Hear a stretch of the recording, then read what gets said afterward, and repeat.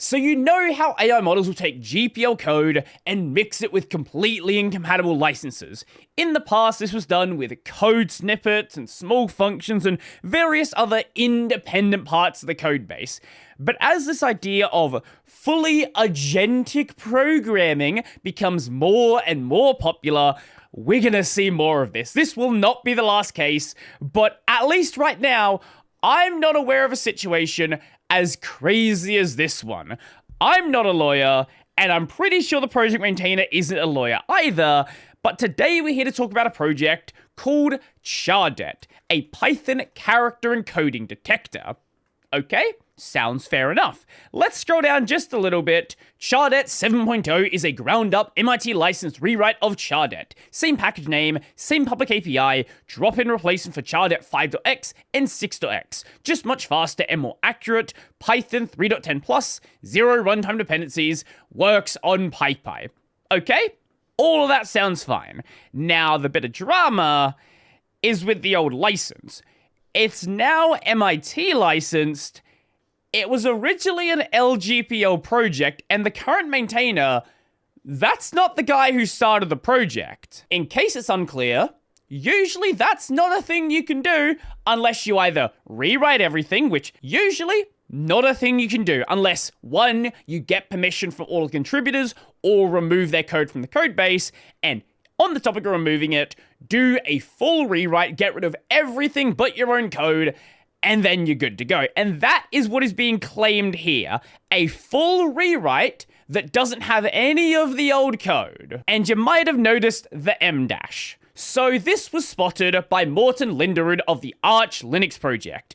Apparently, Chardet got Claude to rewrite the entire codebase from LGPL to MIT. That is one way to launder GPL code, I guess. And this isn't some like, oh, we don't know if Claude's in the codebase. Claude's the second biggest contributor. So like, yeah, Claude is being used in this codebase, and we'll get more to that in a bit. So this is the release for 7.0, and a lot of what is here is duplicated in the pull request talking about the change as well. And just so we're clear, there is no secret about Claude being used here. This isn't speculation.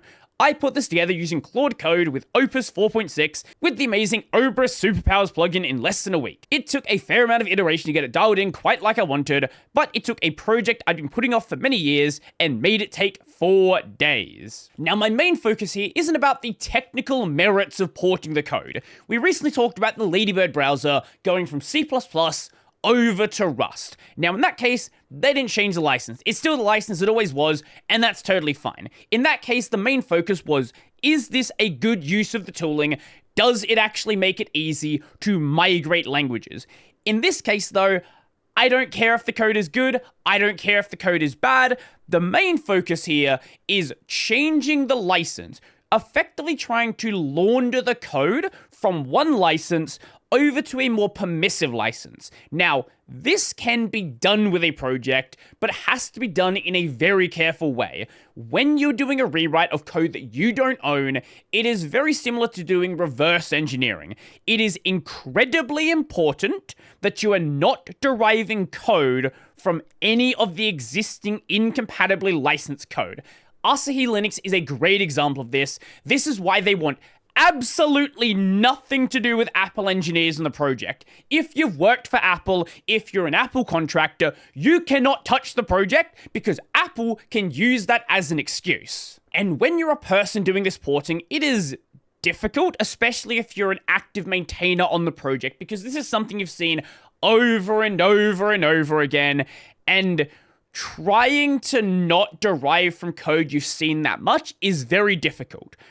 But when we're talking about an AI, you can say, oh, don't use GPL code, don't use LGPL code, but we know for a fact that that is not a guarantee that it's not going to do that. You don't know exactly what it was trained on unless you trained it yourself, which in this case was not done, and you don't know whether or not the code in your project is even in that training data. If it is, good luck trying to get it to be something entirely clean. We'll talk a bit more about this problem, but first I want to show you an issue created by a certain someone, Mark Pilgrim, the original creator of the project. You may remember me from such classics as Dive into Python and Universal Character Encoding Detector. I am the original author of Chardet. First off, I would like to thank the current maintainers and everyone who has contributed to and improved this project over the years.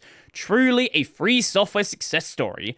However, it has been brought to my attention in the release of 7.0.0, the maintainers claim to have the right to relicense the project. They have no such right.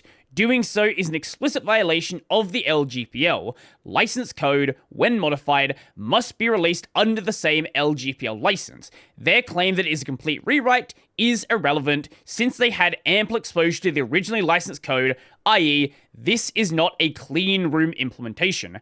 Adding a fancy code generator into the mix does not somehow grant them any additional rights. I respectfully insist that they revert the project to its original license. This right here is sort of the main crux of the argument. Is an AI capable of doing a clean room implementation?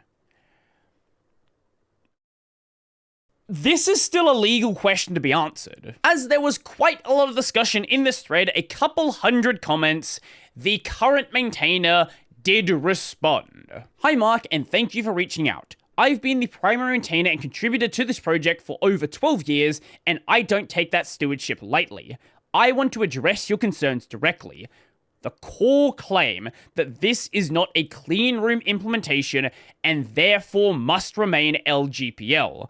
I understand the concern, and I think it's worth engaging with seriously. You're right that I have had extensive exposure to the original codebase. I've been maintaining it for over a decade. A traditional clean room approach involves a strict separation between people with knowledge of the original and people writing the new implementation, and that separation did not exist here. And I would reasonably argue that is basically the end of the discussion, but he does keep going. However, the purpose of clean room methodology is to ensure the resulting code is not a derivative work of the original. It is a means to an end, not the end itself. In this case, I can demonstrate the end result is the same. Now, what is your bet? What is your bet here? What is... I don't know for sure, but I have a feeling.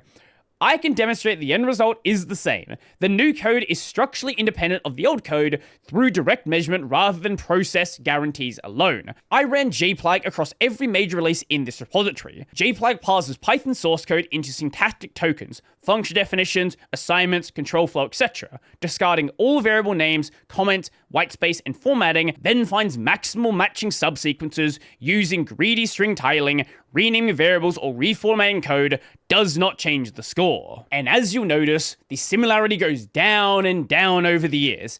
It is worth noting, however, that with this rewrite, it also involved removing 540,000 lines of code.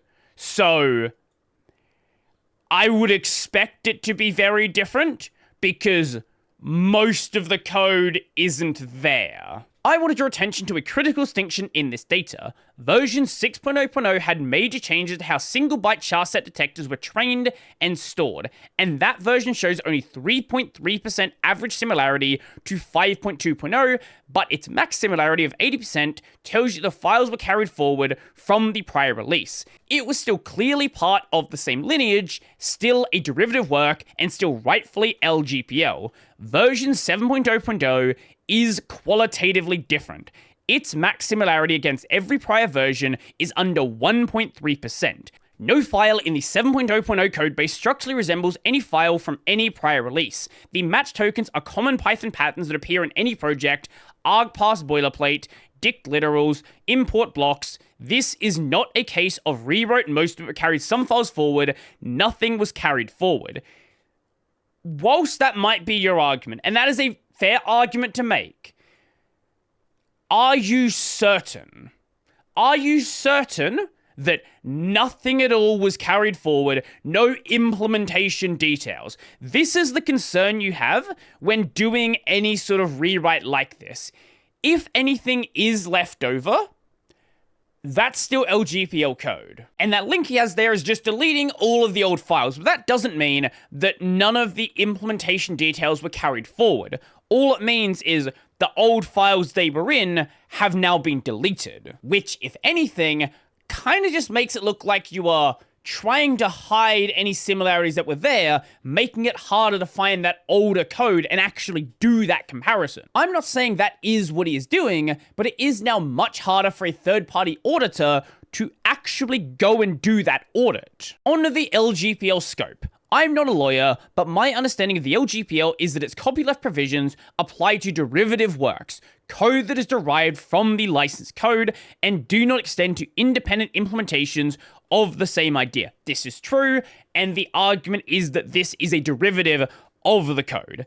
Character encoding detection via bombs, statistical modeling, and candidate elimination are well-established techniques described in publicly available research predating both Chardet and Chardet. My understanding is that these ideas are not copyrightable expression and that re-implementing them independently does not create a derivative work. Yes, that's true. But the specific implementation would be copyrightable. That's the distinction there. He's arguing that what he has done is not a derivative of the existing work, but is instead a derivative of the publicly available research. I don't know whether that argument would hold up, but that's the argument he's making.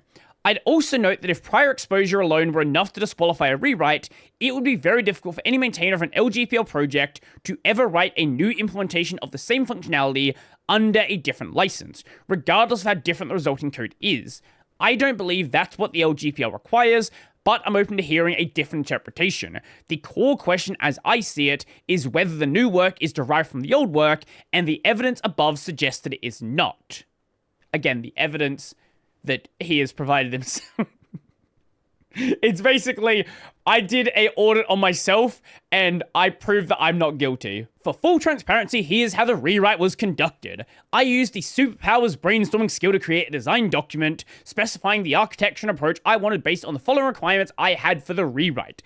Public API compatibility, which, as we've seen a million times, is totally fine, should still be called Chardet, as the plan is to replace Chardet, not based on any GPL or LGPL code. As we know, telling an AI to not base on GPL or LGPL code always makes it do that, and it never just pretends like it doesn't know what you're talking about. That's never happened before.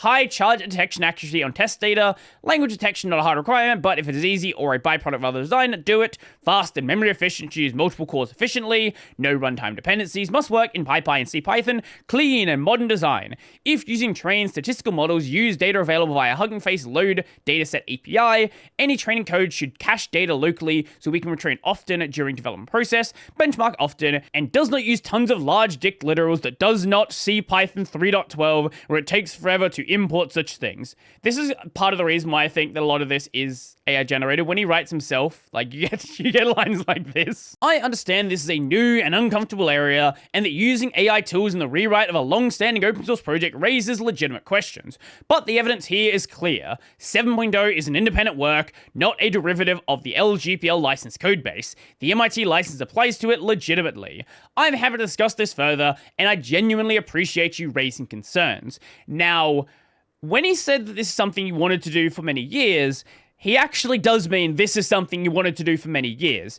This is an issue from 12 years ago, changing the license. At the time, there was quite a bit of pushback about doing so because obviously that is not something you just go and do to a project that you don't own the code for, but it is something he has wanted to do.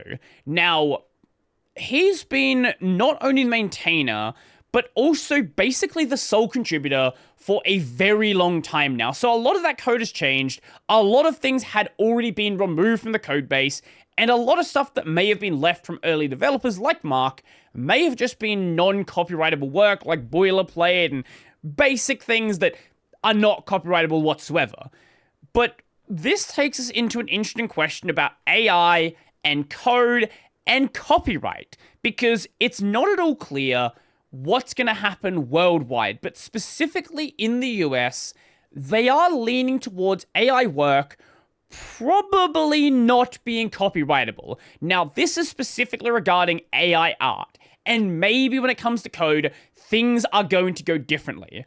But also, AI-generated patents are being rejected. So it is highly likely that the same thing's going to happen with code as well. And with that, you have to answer questions like, if it is not copyrightable, what do you do with the AI-generated work? Is it owned by the person who goes and makes a modification to it? Is it in the public domain, which the public domain is very loosely defined, especially outside the United States, and a lot of countries don't actually have a definition of the public domain, and a lot of these questions get very, very complicated, and you basically start needing lawyers to answer pretty much simple questions like, if I use AI in my corporate project, what happens there? Who owns that? Is it public domain? What happens here? But also, if the new AI-generated work is not copyrightable, is there a copyright violation here?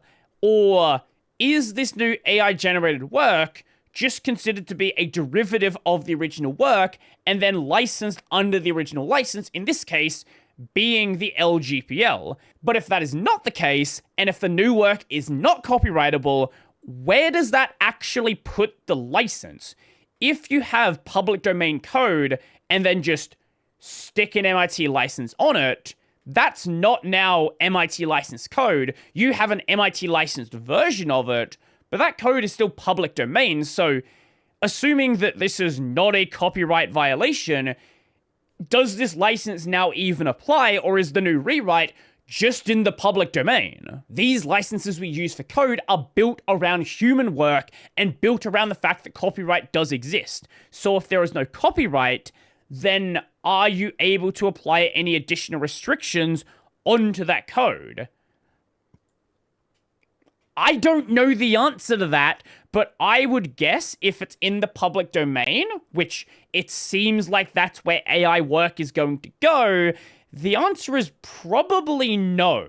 But also important to this case, if you take something that was LGPL and then used AI to effectively launder it into the public domain, presumably that would be a legal problem, because otherwise you could take any project, do a rewrite of it with AI, put it in the public domain, and then just do anything you want with it. But I am certainly not qualified enough to answer that question, and most of you probably aren't either. However, if you think you are, feel free to let me know why your specific interpretation of the law down below is the correct way that it should be done. Anyway, this rewrite also didn't come without bugs, so there's also that. So we have a LGPL to MIT rewrite by AI to launder the code from one license to another, and also it's kind of buggy. So, yeah. Here's the thing though, right? We can talk about license violations and whether or not something can and can't be done, but until things like this are actually tested in court, there's nothing that can really be done about it, right? Licenses don't actually exist. Legal teams exist that enforce license terms. Amongst the regular people, licenses only exist as a common courtesy because most people don't have the money or the time to go and test them. And that is why organizations like the EFF and various other places do exist. I'm not saying this specific case should be tested in court, but this is going to have to be tested in court with various projects in the future, because otherwise, this is going to be done many, many more times after this. And again, I don't know exactly how it would go. Anyway, let me know your thoughts down below. I just realized I forgot to change this for the video. That's fine. It is what it is. Yeah, let me know your thoughts down below. What do you think? What do you think is the right path here? Do you think something wrong was done? Do you think this is a totally reasonable use of AI? Do you think it violated the license? I would love to know. So if you really liked the video and you want to become one of these amazing people over here, check out the Patreon, subscribe, Stelly Bearpay, link in the description down below. That's going to be it for me, and this might be an L for the GPL. I'm sorry, that was bad.